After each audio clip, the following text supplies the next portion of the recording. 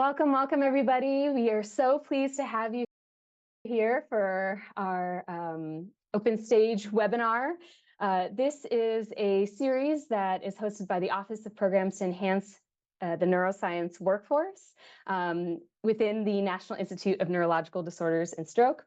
We're pleased to welcome you today. This is a targeted outreach effort that we have for our diverse neuroscience community to just learn more about NINDS programs and network with NIH and NINDS program staff. Especially this webinar today, we're very excited to celebrate Asian American and Native Hawaiian Pacific Islander Heritage Month. And with us, we have the Asian Community Engagement Group and some select speakers from that group. So before we get started, I'm just going to share a few housekeeping items very quickly. You're all muted. This is a webinar, so you won't be able to raise hands or chat, but we welcome you to email the panelists afterwards if you have any questions. If you do have questions that you want asked during the webinar, please feel free to submit them in the Q&A box. If you have a general comment, you're welcome to post that in the chat. This presentation is being recorded and it will be transcribed and archived on our website. And I'll send an email with the recording, with the slides and any resources. I'll send an email in about a week or so to all registrants. So don't need to worry about that. You can get all this information later. And we will have a live transcript available if you want to show any captions. So we do hope you stay connected with us on Twitter. We have a great podcast, a listserv for you to join, and email us at any time as well. All right, with that, I'm very pleased to bring the Asian Community Engagement Group, and I will pass it to Dr. Christina Fong. Thank you so much, Anna. Hi, everyone. I am Xiaoyu Christina Fong. I had been a postdoc at the National Institute of Neurological Disorders and Stroke, or NINDS. And I'm now a health program specialist, and I help support the Parkinson's disease portfolio at NINDS. And together with Dr. Joshua O'Reilly, who is also a health program specialist, and Vivian Chu, who is an administrative officer, we have formed an employee interest group called Asian Community Engagement, or ACE, at NINDS. And we welcome all Asians, Asian Americans, Native Hawaiians, Pacific Islanders, and allies within our institute. And our mission is to foster the Pan-Asian community at NINDS by creating a supportive network and promoting their visibility and professional development and advocating for a respectful and equitable work environment. And I will pass it off to Dr. Joshua O'Reilly. Thank you, Christina. That was a great introduction. So we wanted to first highlight a few of the initiatives that ACE has been working on. This first one at the top is that ACE has been advocating for enhancements to the NINDS workforce trainings to promote the inclusivity of subject matter and to increase diversity of the trainers themselves. We've also, on the bottom, been helping to implement the addition of name pronunciation to NINDS staff bios because we really know that names are an integral part of our identity. As you can see, ACE is really striving to improve the cultural competency of our employees while advocating and celebrating our community. And we do this throughout the year, but we particularly do this in May as we celebrate AANHPI Heritage Month. There is incredible talent coming from the Asian community. There are world-renowned chefs, artists, musicians, actors, vice president now, and of course, scientists and scientific support staff like our panelists who we will hear from today. Today, our panelists are going to share a bit about their backgrounds and the paths that have led them to the NIH, which are honestly quite surprising at moments and always super interesting. Our panelists are also going to discuss the challenges that they face and what their current roles are at the NIH. So overall today, we invite you to actively listen and engage as we explore and celebrate the diversity of our AA and NHPI community and highlight the wide opportunities that exist across career stages here at the NIH. So we do have a variety of careers that you'll hear about. And if you wanted to access some of the careers that are currently open, please follow that QR code. I just want to highlight that the NIH is a place truly where both science and careers thrive. So without further ado, I'll introduce our first speaker, who is June Yi. She is a nurse practitioner who works on the intramural campus in the Safety, Oversight, and Regulatory Compliance Office.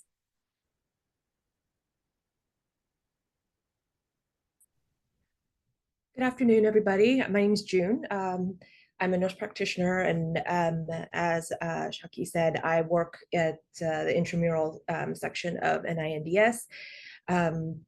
So just a little bit about myself. In the beginning, I was actually born in Seoul, South Korea, and my parents and my sister and I immigrated when I was about 7 years old to Kansas, and I grew up in Kansas and went to school there, became a nurse there, obtained my RN degree in Kansas City, worked for the University of Kansas Hospital as a medical surgical nurse. And then I also worked as a research nurse for about 2 years with the neurology department at the University of Kansas, doing research for dementia and Alzheimer's.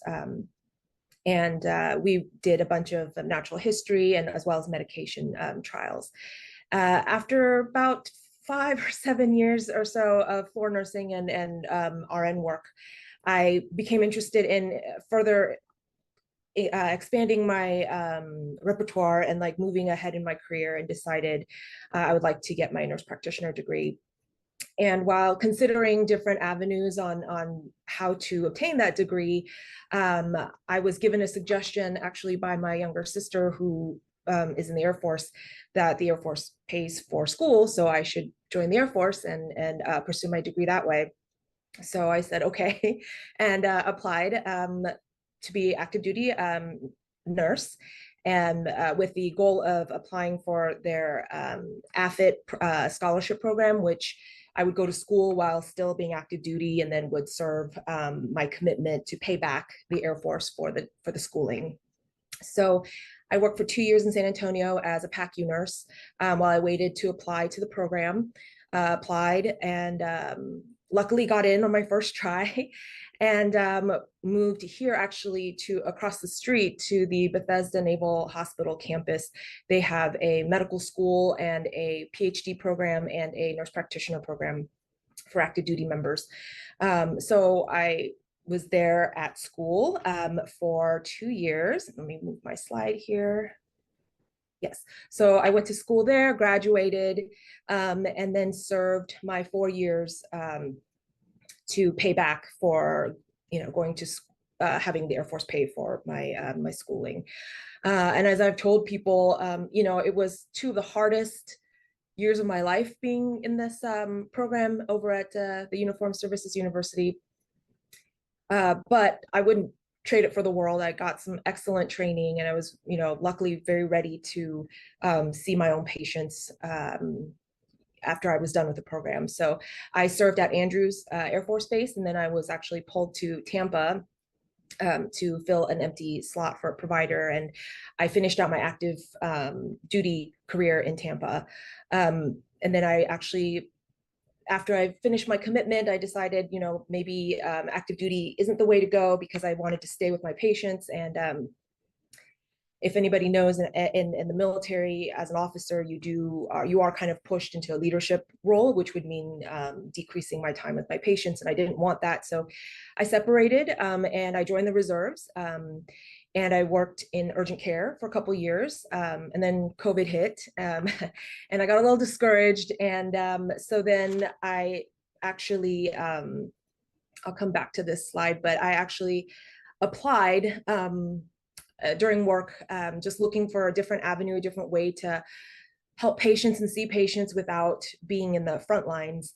And I applied and luckily got a call a couple months later and was offered the job. So I moved from Denver back to Maryland and started working at NINDS in 2020.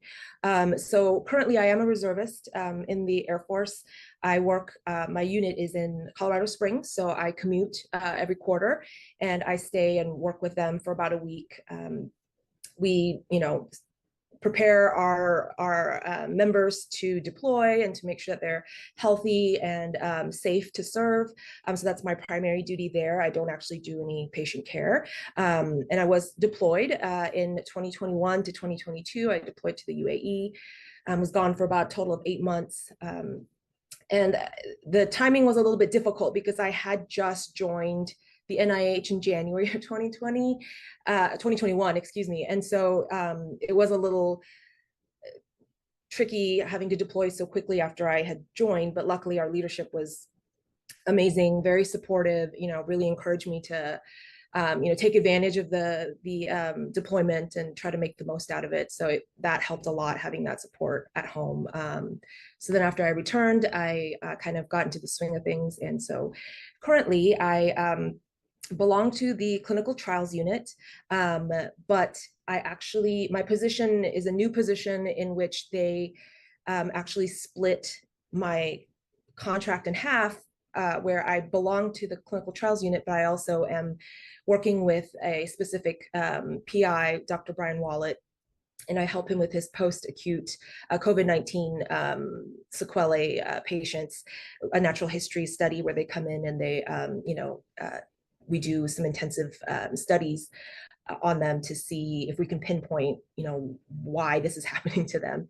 And then on the CTU side, I primarily work with the Regulatory and Medical Affairs Office. I currently help approve whether certain devices are safe or whether they need to be pushed to the FDA for clearance when they're used in studies. I fill in as a provider for the studies that don't necessarily need a full-time provider, but do need some medical support. And also I'm part of a small group. We are trying to build up a pharmacovigilance program in the CTU, and so I'm a part of that as well. So I currently have an inpatient patient here. And I'm training another nurse practitioner to in our team. And yeah, I really enjoy my job. I love it. It's a lot of different little things. I still get patient contact, but expand my horizons, and I'm able to do different things. So I really appreciate my job and my time here. So that is, I think, the end of my talk. Yes. Thank you, Jude. Great. Thank you. Thank you so much for that presentation and for your service. What an incredible story. So our next speaker is Dr. Lin-Gong Wu. He is an intramural principal investigator in the synaptic transmission section. Oh, thank you. Okay. All right. My name is Lin-Gong Wu. I'd like to thank the audience for the attendance. I will try to make my story more interesting so that you will not fall asleep. My journey starts here in this really beautiful island. Right now, it's UNESCO listed this island as the World Heritage Site. It's called the Gulangi Island in a city called Xiamen in south part of China. So my birthplace somewhere here. I cannot move my pointer either. So my birthplace is somewhere here in this red building here. Anyway. Okay, all right. So this shows me that I used to be young.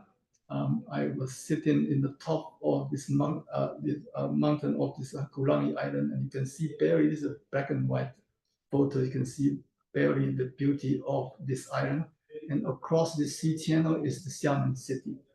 I have two sisters, one younger brother, and on the left side is me. And my father is a professor in Xiamen University. My mother is a chemical engineer. So we took this picture in 1976, the Chinese New Year. I don't remember why, but our whole family went to a Photoshop, a real Photoshop, not a software Photoshop, to take the pictures. And we all put up the newest clothes we have for the picture.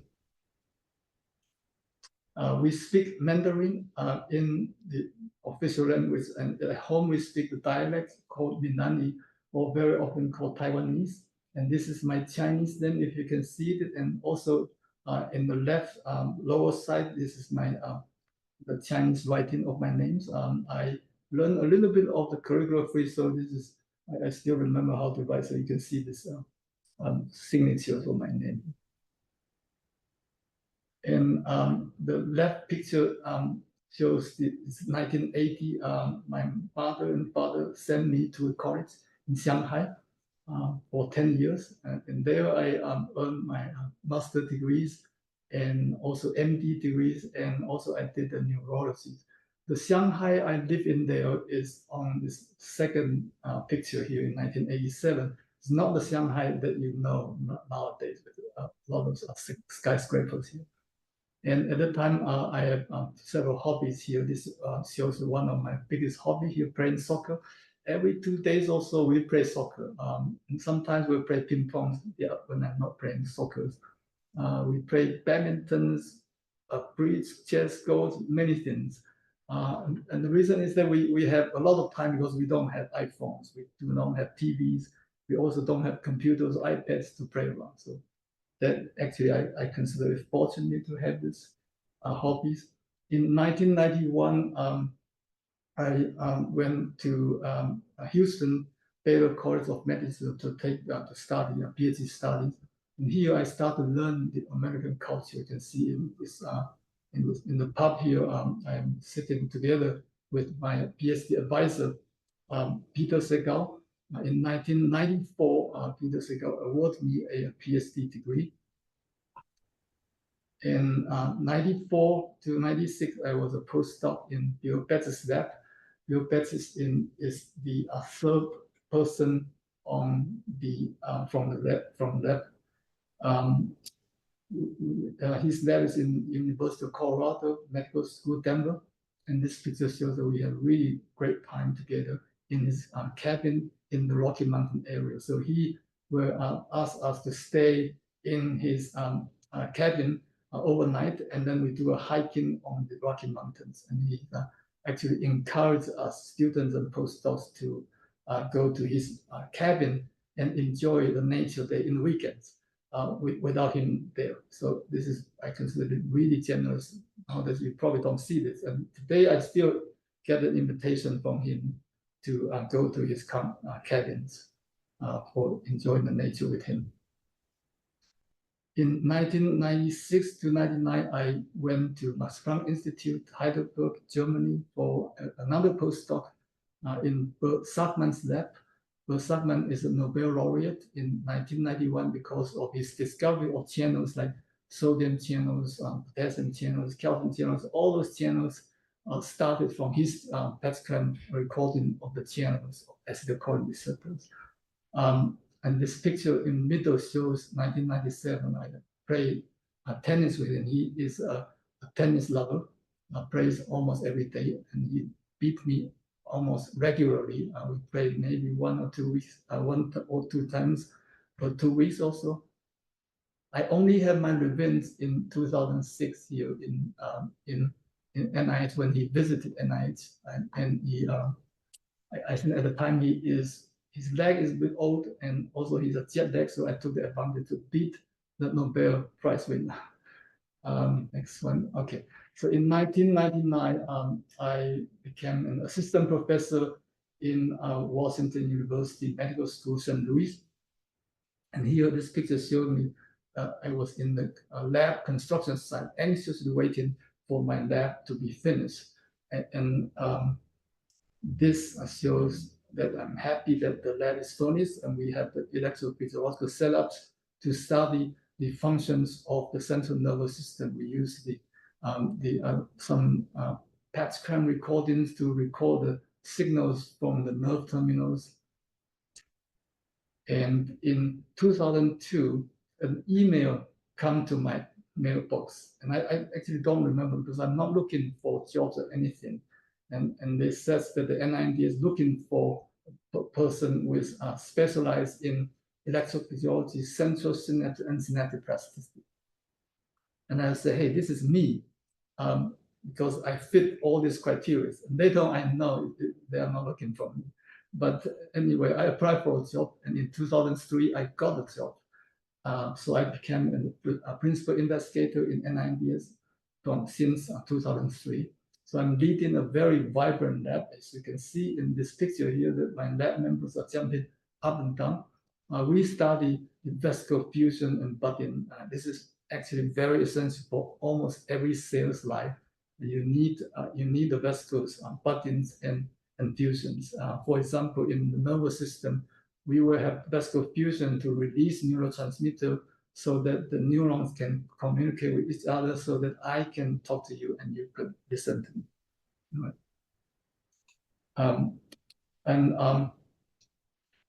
Coming to NINDS is one of my best decisions I've ever made, because we have been able to transform an electrophysiology lab to an imaging lab, taking advantage of the recent development of the super resolution microscope in the last 10, 20 years or so. So I'd like to take this opportunity to thank NINDS for the very strong support for me to transform the lab into the microscopy labs with a cutting-edge technology to study fusion and buttons. And here I show you our recent results describing the fusion and buttons in a cell. So we see these membrane structure in life for the first time, these structures.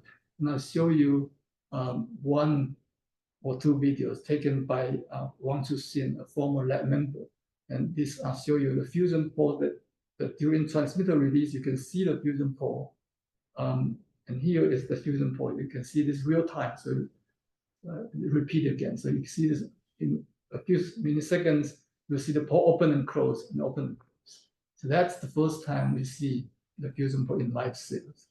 Next one, I will show you the another one. That's also the first time we see the endocytosis. Endocytosis means that the cells can convert the flat membrane into the round vesicles. And these round vesicles are like 100 nanometers or 200 nanometers. So cells can do this ability amazingly in the real life. So here I'll show you this one. So that's flat membranes, and the molecules coordinate together, thousands of molecules, we don't see them. They were shows up like this. And now there are some forces on the side that can squeeze the membrane. Now it becomes a round vesicle, as if there's a small hand that is sculpture the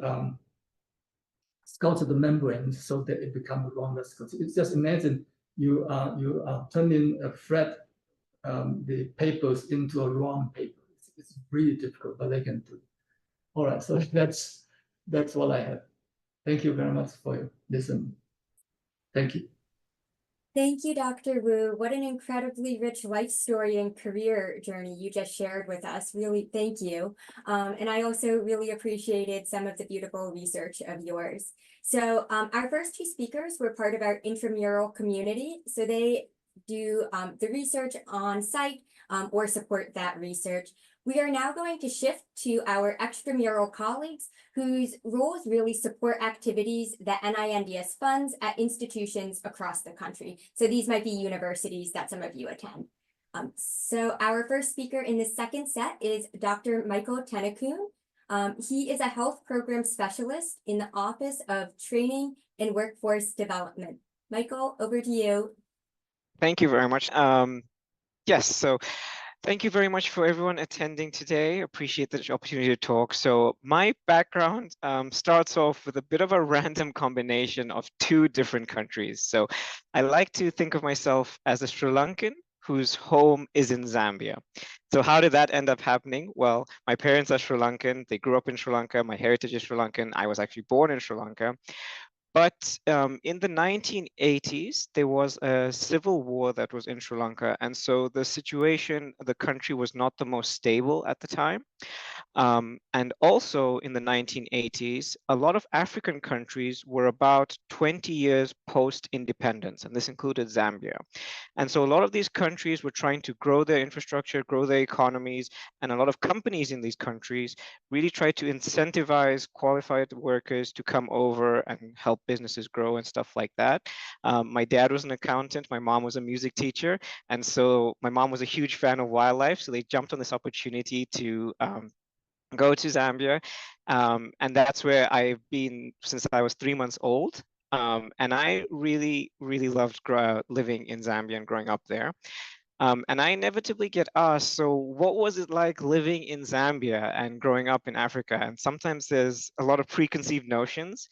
I'm not going to lie and pretend there is a lot of poverty, and there are definitely some parts that lack the basic necessities. But I was, again, very, very lucky and very fortunate in the fact that I grew up in Lusaka, which is the capital city of Zambia.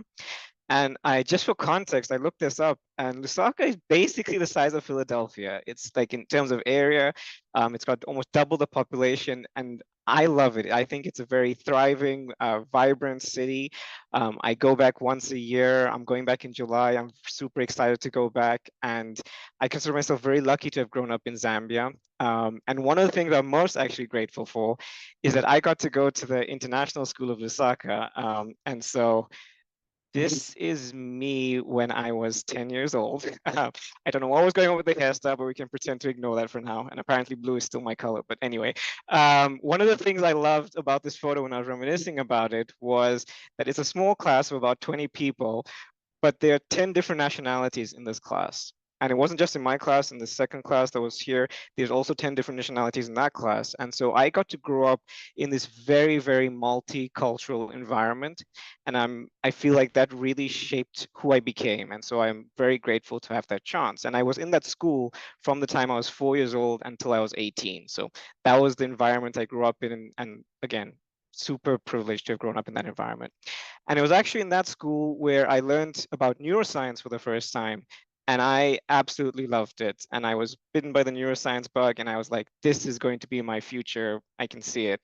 And that's actually one of the reasons why I, for college, went to the University of Manchester. So not just because Man United is the greatest team ever, or might have been, but because, so fun fact about me, I don't actually have a bachelor's degree. The University of Manchester is one of the few institutions that offered an undergraduate master's degree. So as soon as you go in college, you're basically working towards this master's project from the very start.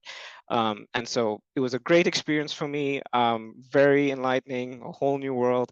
And I continued to love neuroscience. And after getting my master's, I was like, I want to do more, and I wanted to get a PhD. This was even pre-Brexit. It was quite difficult to get funding to do a PhD as a non-UK citizen. I imagine it's even harder right now. And so that's what brought me over to the US, and specifically to Northwestern University. I love Northwestern, although as someone who grew up in Zambia, getting used to Chicago winter for the first time was really quite something to get used to.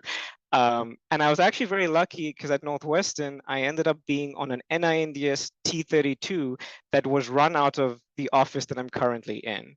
And again, it was a wonderful experience. I think Northwestern is one of the most beautiful campuses out there. I should have had a picture of it, but it's really great. And I was still in love with neuroscience. I still am in love with neuroscience. And I wanted to continue along this journey. And I decided to do a postdoc. And I got to do a postdoc at the National Institute of Drug Abuse in the intramural side. So we heard from Lingang about NINDS intramural. I was at NIDA, which is in Baltimore, actually. And from my personal experience of working in the intramural world, I just want to echo what Lingang said in terms of, I think it's absolutely incredible. There's the resources you have, the facilities, the support. My mentor was amazing. And I couldn't have asked for a better environment. So much so that it was, in a funny way, actually how I knew I had to leave academia and pursuing the traditional academic path, because in my head, there was nothing sort of, oh, it could be better if I just changed X, or if something just changed and it was a different environment, maybe it would be better. No, I was in the best place I could ever have imagined being. And it's still, I wasn't having that work satisfaction. I didn't feel it was quite a match for my skill set. And then, because of my visa status, I had to make a decision. If I was going to continue doing a postdoc, I would have had to go into something called a J1 visa, which is a very complicated visa and it has all sorts of restrictions. Or I would have to look for a job in the real world and get a company to sponsor an H1B visa, which is much more difficult and it's much more limiting because the company has to spend like $5,000 just to sponsor your visa to go and work for them. So, but one of the ways you can do that, and some of the jobs that you can do, is working for the government as a contractor. And I saw some jobs actually posted at the National Institute for Mental Health, and I thought they were really interesting. And I was going to apply for them. But as I said previously, I'd been on an NINDS T32, so I just thought I'd email Tish Wygand, who's now the acting director of the training office, and I just wanted to get a feel for what it was like to work in the federal government and what they did on a day-to-day and all of that. And Tish very graciously took my call. And I was actually blown away by just both Tish, but also the work they do and how they do it, and particularly the impact that they get to have in the neuroscience community, and then indirectly onto the neuroscience research. And there wasn't actually a job advertised at NINDS at the time in the training office, but Tish happened to mention that, oh, in 2 or 3 months, there will be an opening. And I was just very lucky. I got to interview, and it was actually almost exactly 6 years ago. It was in May of 2018 where I was hired into this office, and I've loved being here, and I hope to be here for much longer. And so what do I actually do on the day-to-day? So I am primarily in charge of 2 main mechanisms, the F32 and the UE5. So the F32 is for postdoctoral scholars, whereas the UE5 is an institutional training grant for clinician scientists that want to do research. And so I am involved in basically every step of the process for these grants, from soup to nuts, which is a recent phrase that I learned. And so what that means is, so I'm involved in writing up of the NOFO, which is the Notice of Funding Opportunity. And then once the NOFO is published, I am the one who most people come to for the questions. In fact, all questions, in fact, eventually are funneled over to me, mainly from applicants, but sometimes also if the staff have questions about it, I deal with those questions. I work closely with the scientific review branch, and you'll hear from Shanta. Shanta is amazing. Just I'm very excited to hear from her as well. But I work with the review branch as well to help orient reviewers when they're reviewing these grants for what we want to look for, and what things we really care about in these funding opportunities. I listen to the review for every single one of these grants that come in, and such that when it comes time to make funding decisions, I help provide the input about which grants we should fund and which grants perhaps are not, or may have more issues and should not be funded at that time. And then once the grants are awarded, I then work closely with the grants management branch, because there are various peculiarities with these different grants, in terms of who can be funded, when they can be funded, durations, all of that. And then the real juice and meat and potatoes of what I do is I get to analyze all the data, which I feel like is a great alignment of my skill set. Because I get to align all the data. I look at who is applying, when are they applying, who's getting funded, who's not getting funded, the mentors of people getting funded, the institutions they come from, all that data.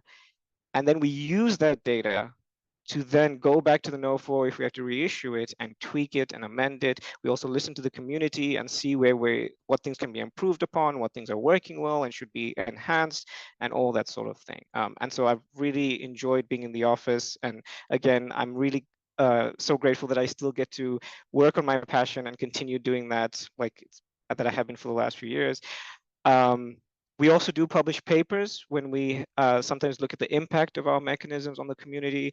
I'm also heavily involved with workshops, and there's also some administrative stuff. Many of you have probably seen my name on emails about TSBC, but in a nutshell, that's what I do. So thank you very much. That's all I had. Thank you, Michael, for sharing. We're so grateful to have you as a colleague. Truly, you're an incredible colleague. And I particularly appreciated that you highlighted that there are jobs here at the NIH for non-citizens. So any of you in the audience, please do keep that in mind. Okay, our next speaker is Dr. Shanta Rajaram. She is the acting chief of the Scientific Review Branch. Hello, everybody. I hope you can hear me. I'm Shanta Rajaram, and I'm the acting chief of the NINDS Scientific Review Branch. And I'm going to use the next few minutes to tell you how I got to be where I was. So as you might have guessed, I'm originally from India. I came to the United States on an F1 visa as a graduate student, but I was born and brought up in Bombay. India is a multi-ethnic, multilingual pot of cultures, really. And I was raised in one of the most populous cities over there. Bombay is the financial center of the country. And as you can see here, you can see the skyline of the South Bombay. And it also Bombay has a historical significance in terms of India's history, and it was in the time when India was a British colony. We, under the British rule, Bombay was called the gateway to India because it was one of the central ports through which trade occurred. So even though I was born and brought up in Bombay, my family is not originally from there. So these are my parents. My mom is a physician and my dad was a lawyer, a very reluctant lawyer, and I'll come to explain that in just a minute. Both of them grew up in towns just north of the state of Goa on the western coast of India. So my mom's from Vengurla, my dad's from Sawantwadi. My mom, very early in her life, it was actually my mom's parents who made their way to the city in search of better opportunities, better jobs. My dad didn't quite make it there until he was past his college years and when he was actually looking for his first job. But eventually our family settled in Bombay. The language that I speak is Marathi. We have 22 official languages in India. I also speak a number of other Indian languages, but the one that I'm most comfortable with is Marathi. So as far as my education goes, I did my entire schooling, and this might be a little bit odd for most of you who change schools out here. So I did everything from kindergarten to my high school education in this school over here.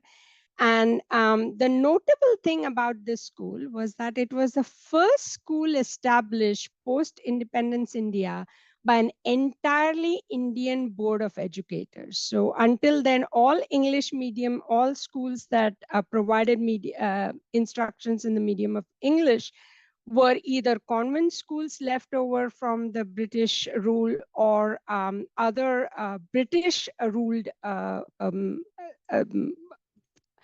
British managed schools in India.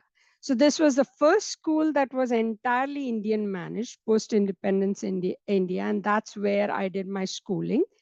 From there, after a couple of years of junior college in a local college that was called DG Ruparal College, I went for my bachelor's to St. Xavier's College to the southern part of Bombay. So I lived in the northern part of Bombay, went to college in the southern part of Bombay. One of the main reasons why I wanted to talk about my father being a reluctant lawyer is education was a big, there was a big emphasis on education in my family. My parents education was not so easy for them in the sense that my mom became a physician on a scholarship, entirely on a scholarship. And my dad, the reason I call him a reluctant lawyer was because my dad always wanted to study science. But the fees, the tuition for going to a science school for a science curriculum, Indian schools were curriculum based, not courses based.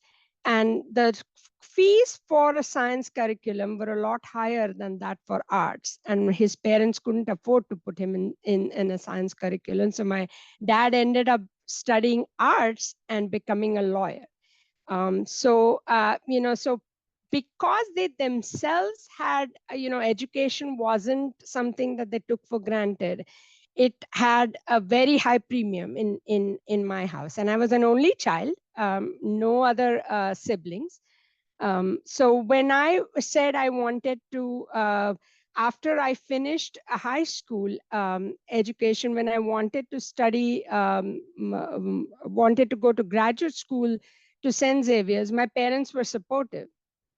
But that wouldn't be the entire story, right? So I come from as typical an Indian family as you can imagine.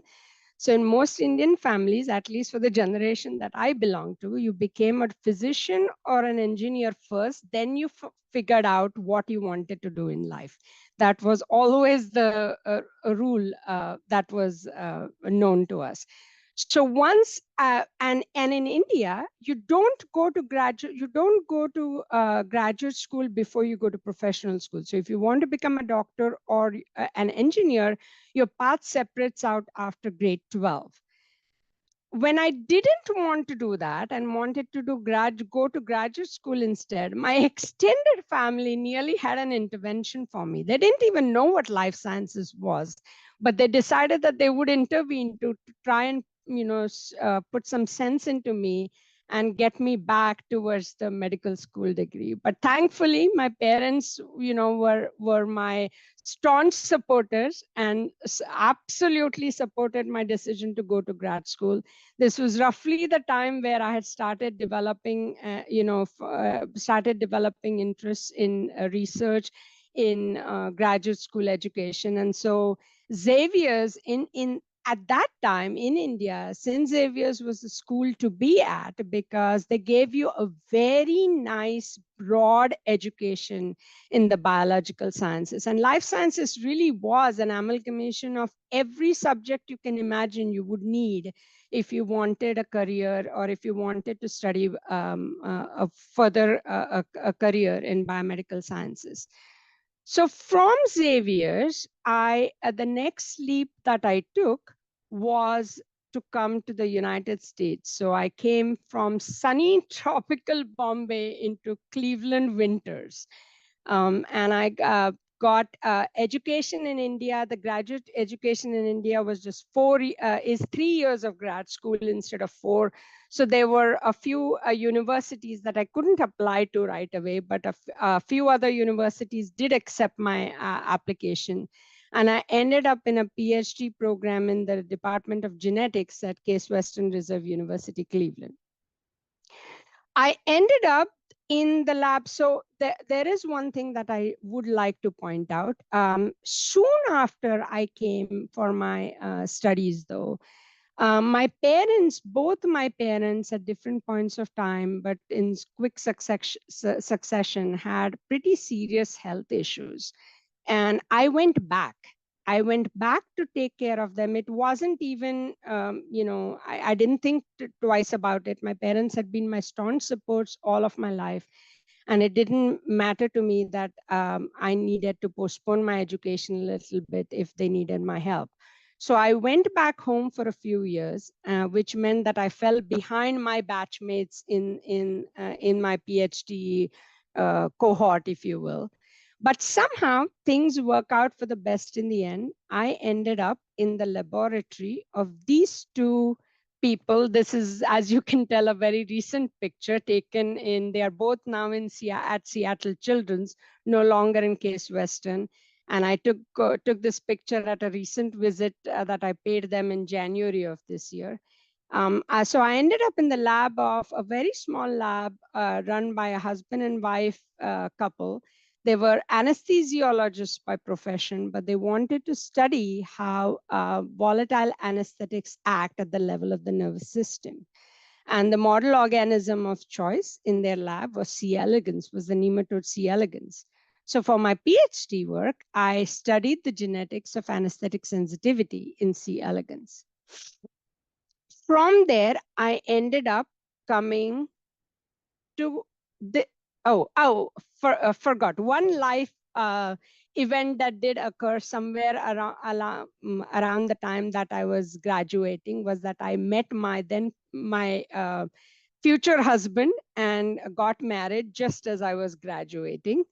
From there, I ended up here in the intramural training program at NIMH. I ended up at mental health at the National Institute of Mental Health in the laboratory of molecular biology, which was then run by the late Dr. Howard Nash.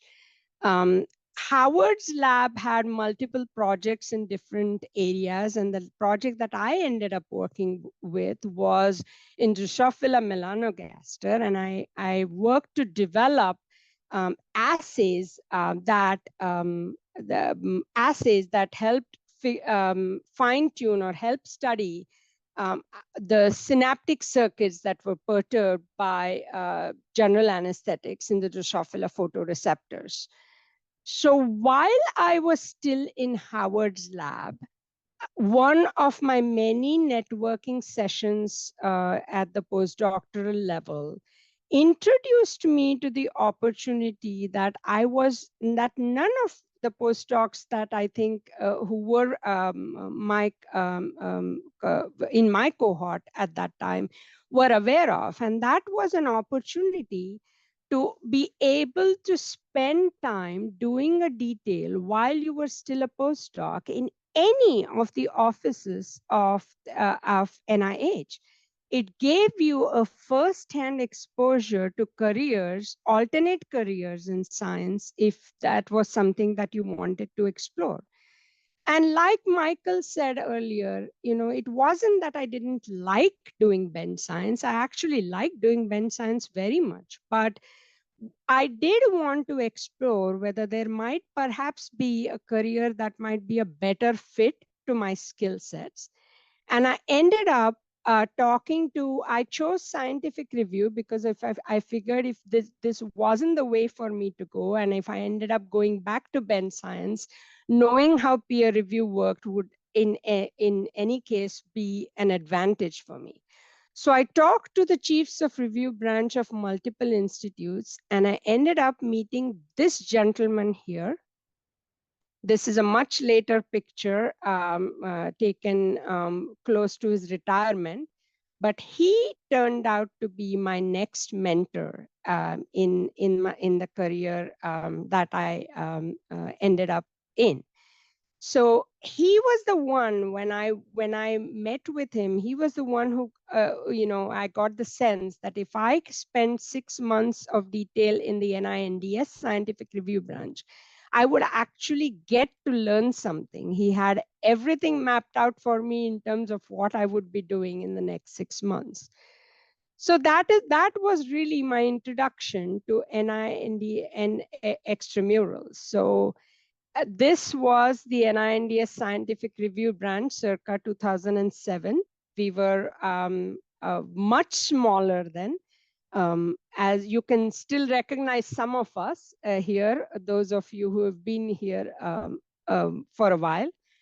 From then on, I ended up at the end of the detail. I must have done something right at the end of the detail in close to the start of 2005, there was a job opportunity as an SRO, and I applied for that job, and I got that job. And I was then hired as an SRO in the scientific review branch here at NINDS. So this is the scientific review branch now. Only part of us, we are post-pandemic, so many of us are still quite remote. This is only some of us. And what I do, so currently we are about 20 SROs and 6 support staff. And the peer review, as you know, is the cornerstone of the NIH extramural research program. It ensures a fair, equitable, and informed, unbiased evaluation of scientific and technical merit of every grant application that NIH receives. We provide recommendations to NINDS program staff and leadership for making funding decisions by determining the overall impact of an application on the field. It is tier 1 of a 2-tiered system of review, the second being the National Advisory Council. And it is critical to maintain public trust in NIH-supported science as it helps ensure that we remain effective stewards of taxpayer dollars. So those of you who might want to know at a granular level what an SRO does, this slide can give you a little bit of the granularity. Is we get to work, it's a great job. You get to work with scientific experts in the field. You are responsible for figuring out what expertise an application, a grant application or a contract proposal requires, and to assemble the panel that evaluates those grant applications. And you also have, at the level of an SRO, you also do get a chance to provide input at the level of policy making at a trans NIH level. So it's a great job. I enjoy it a lot. I joined the branch as a detail, and today I'm the acting chief of that branch. So it's my, in some ways, rags to riches story, if you will. And if any of you would like to learn more about the job, I'm more than happy to share more details. And that's it from me. Thank you. Thank you so much, Shanta. It's really fascinating hearing about your background and experiences. And thank you so much to all of our presenters, June, Lingan, and Michael. It's really so wonderful for everyone to hear about your fascinating journeys. So before we answer some questions from the audience, and if you have any questions, please put it in the Q&A box. And I just want to start by asking, did you kind of always knew you wanted to come work at the NIH, and if you have any advice for people that want to come to work for the NIH? And maybe I'll ask June, Lingan, and Michael to turn on your cameras. That would be great. Lingan, I think I see you're unmuted. Do you want to take a, do you have any advice for trainees or postdocs, grad students that want to come to the NIH? Well, I would encourage them to come. Yes. Well, if they are students, they can come to do a postdoc. But here we have a lot of resources, and the funding is more stable than outside.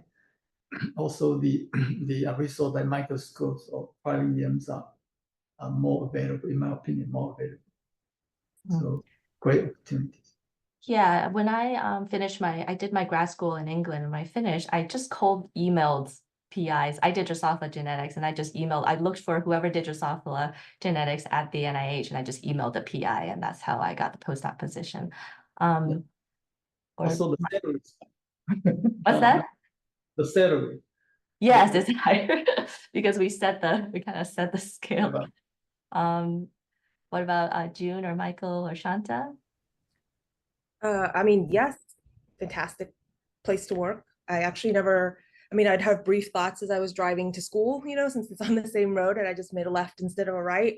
I always thought how cool it would be to, one day work. So I don't know if I was manifesting it or whatever, but it's been great for my work-life balance. Like, it's just been really nice to be able to interact with patients, but also, do other stuff that you wouldn't do normally in like a clinic or something like that. So this has been, an amazing opportunity and experience so far. Right, absolutely. Michael, Shanta, do you have anything to add? No, for me, NIH was, once I wasn't sure where we would move to once I finished. I had applied to postdoctoral positions in a number of different places. But because of the visa situation that Michael had talked about, both my husband and I had to make decisions rather quickly regarding where we would end up for a job. And this was the one city where both he and I did get jobs that we were, or opportunities that we were interested in. And if I was going to come to DC, then I wanted to be at the NIH. So I really was excited to come and work here at that time. And I truly agree with what Lingang said as well. It's really a nice place to work. Yeah, I can just echo that. As I said, like I felt for me it was the perfect environment. But one thing that really helped me in terms of coming to NIH is what you said, Christina, in terms of just cold emailing people. Like the worst thing that can happen is that they say no to a conversation or they don't reply to an email. There's no harm in that. And like with Tish, there was no job at the office. Like I wasn't contacting her about a job, and it just so happened that they were there. And I got sick of hearing, oh, I was so lucky to get jobs and like whatever. I just called someone, and until it happened to me. But the reason it happened to me is because I called like 30 people or whatever, like not at once, like over the course of several months, and persistency. And so I think speaking to as many people as you can, just having conversations is a good thing. Yeah, I absolutely agree with that. It can be really scary sometimes to just cold email, but like you Right. said, what's the worst that can happen? They say no. Yeah, and the worst is that they say no, Yeah, that's so, that okay. absolutely agreed Right. completely. Also for the PI position in NIH, it is actually one of the ideal positions that you can have as a principal investigator. The reason is that there are more resources here, in my opinion, and the colleges here are really good. One more, the most important, I think, in my opinion, is the funding situations. Outside as a PI, and I actually come from Washington, WashU, as a PI. I had to spend probably 50% of time, and there was the time when the funding was like 25%. Nowadays, like 12% or 11%. So I still need to spend 50% of my time in writing to get a lab of like 6, 7, 8 people. And that's a lot of time. So if there's any chance that you can become an NIH, this is the place. Yeah, absolutely. We have a really nice questions. We might not have time to go through it all, but I'll share one. There's a question in the box that says, can you share with us some of the stories where you had an impact on an AANHPI mentee or trainee? You mean, well, I could start. I think I have been mentor for many postdocs. I actually don't remember maybe 40, 50 postdocs and graduate students and postdocs. I don't know how much I have impacted them, but some of them for sure is because of coming from my lab and they go on to become a professor or even professors and I think including one as a professor, then a scientific review. I think it's in the extramural director or scientific reviewer. So it does have some impact, but I'm not sure I answered the question. Shanta or June? I'll say something. Like I'm still very new in my career at the NIH, so I haven't had a lot of opportunities to mentor anybody, but definitely in my military career, we have so many different people who serve, and I've been able to mentor a couple people and encourage them to think bigger and apply, and it's been really gratifying to see them kind of progress in their career, and even if they thank you just for being able to graduate or something like that from a program, that's been nice. But yeah, I'm still kind of new here, so I've been the mentee more than the mentor. Yeah, Shanta? Yeah, likewise here. I'm not necessarily sure that I can say that I have mentored an AANHPI mentee, but the closest probably that I come to it is somebody who is currently a contractor SRO within our branch, who was a detail, who joined us as a detail. And I think I hoped to have had some role in trying to convince her that this was a good career and this was a good place to work. And she's a contractor SRO in the SRB now, so I think I might have had some success along those lines. Yeah, perfect. Oh, Michael, go ahead. Just a quick one. It's not specific, not specific to AANHPI, but it's more, I've had a lot of people ask me questions, especially about the visa process, because there's different categories of visas and like how to find companies that sponsor visas and like all that sort of thing. So that's the biggest way I've sort of helped people navigate their sort of working for the NIH and even just more generally for companies here. So. Right. Yeah, there's like the stressful to find a job, and then we have the added stress of the visa issue. Visa, exactly. Right, exactly. I think in the interest of time, we might have to end here, but I just want to thank you all so much. It's so fascinating to hear and just to know that there's like really cool people at the NIH and all kinds of different jobs. And yeah, and thank you all for attending today. And I'll pass it back to Anna to help us finish. No problem. Thank you all so much. We really, really appreciate everyone sharing their stories.